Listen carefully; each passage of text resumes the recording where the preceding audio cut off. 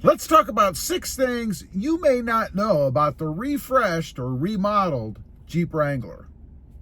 First off, the infotainment system. It's one of the things that are going to grab you right off the bat because it's so much nicer. It's crisper, it's clearer, and obviously it's bigger.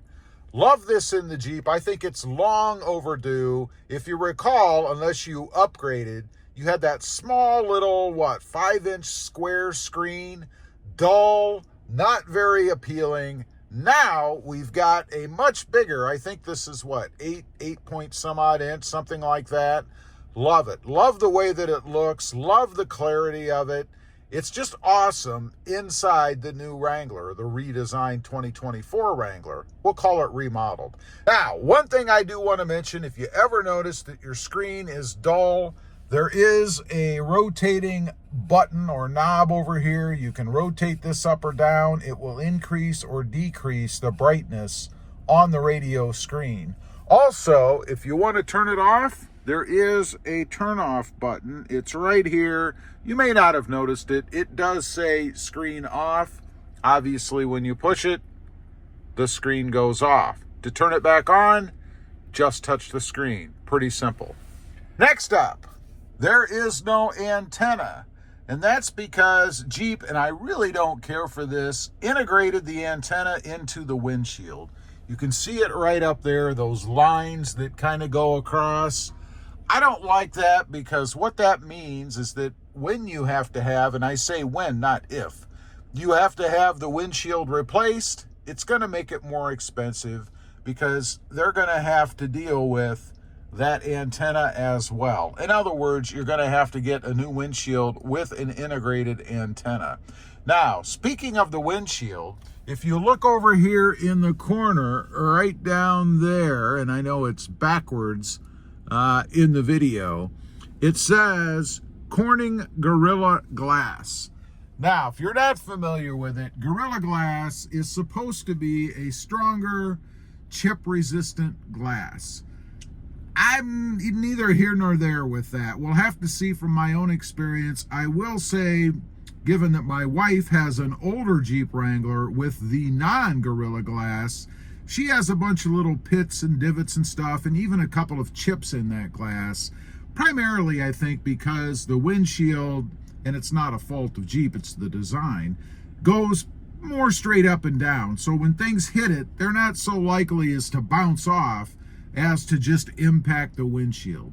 Gorilla Glass is supposed to help with that. It is a more expensive product, so be ready at the point when you do need to replace it, and I'm sure it's going to happen. I mean, a stone is a stone and glass is glass. It's going to cost you a bit more money to take care of. Next, going back to the dash area, and this I don't think I care for too much, but for some reason, Jeep decided to use a material across the front part of the dash itself that's canvas, or at least that's what it appears to be. I don't really dig anything cloth in any vehicle like that anyway. The seats are bad enough, but of course anything cloth can get stained, ripped, torn. And what happens if that happens to that cloth or canvas dash area? Hopefully it's pretty darn resilient, pretty strong, and that never happens. It's also a lighter color. Of course, if you get any stains or anything on it, it's going to really show up. Not like it would just on the plastic surfaces. I think Jeep could have kept this plastic, maybe put some kind of decoration, a stamped Jeep or 1941 or logo or something in it. Would have been better than going with this canvas type material. It just doesn't fit in a vehicle that's supposed to be rugged. I'm not really digging that too much myself. Now, going up to the top of the dash area, they've changed this whole section up here. It used to be a recessed storage area. You could sit things in there, although I will say anything that you sat in there is probably going to fall out or at least fly around, because when you get on the gas, they would roll over that lip or that recessed area that was up there. One thing that I do like about it is they did leave us a couple of areas. This one is stock. This one is not. I replaced this area with a phone holder. I use a magnetic base. Back of my phone here just has a metal plate, double-sided tape to it. It works really well. I can sit it on there just like that. You guys are sitting on it right now.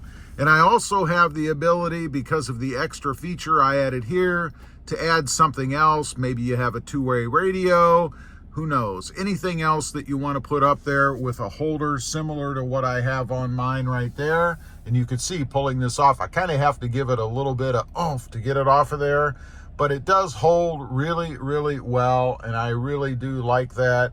Pretty nice feature, I think, to add if you want to be able to store your cell phone without throwing it down here somewhere, or maybe sticking it here. This little area here will fit the cell phone, depending on what model you have and how big it is. But nonetheless, I like that even though they changed this and got rid of that recessed area, they still left us the ability to add one of these type of multimedia or dash multi-mounts, I guess they're called technically, to be able to hold a cell phone or anything else that you want to put up there. Now, this last item, and I was really surprised, and honestly, I didn't even realize it until the other day. I went out to my Jeep. I was gonna grab the owner's manual. I keep it in the glove box because I wanted to look up a few things, right? So I went to the glove box. I pulled out that Jeep bag that they always give you that has the manual in it, and all I have is this. This is the 2024 Owner Handbook. Now, you'll notice it's a lot thinner than what we used to have. And if you look inside, it doesn't have a whole lot of detailed information. There is some information in there, but really, it's not a whole lot. What they've done is they've shrunk it down, I'm sure for a cost savings, and then they've given us these little QR codes. You can scan these codes, and of course, it'll take you to a spot on the website that will give you more information about whatever feature that code corresponds to. No longer can you go out, whip out that thicker manual, and be able to look things up on the fly. Instead, you've got to have cell service. What happens if you're out in the middle of nowhere and you don't have cell service? Maybe you're stumped. You know, one of the things that I'm looking to do is test the four-wheel drive system. I haven't seen anything in here yet that shows me how to do that. There's probably a QR code somewhere that I'll have to scan to make sure that I engage four-wheel drive the proper way. Anyway, those are just a few changes to the Jeep Wrangler after the refresh that Jeep did, I believe, starting with this model year, 2024. Let me know what you think. Do you like these little subtle changes, or should they have just left it alone? I'd be curious to know. Thanks for watching. Stay safe out there. Bye.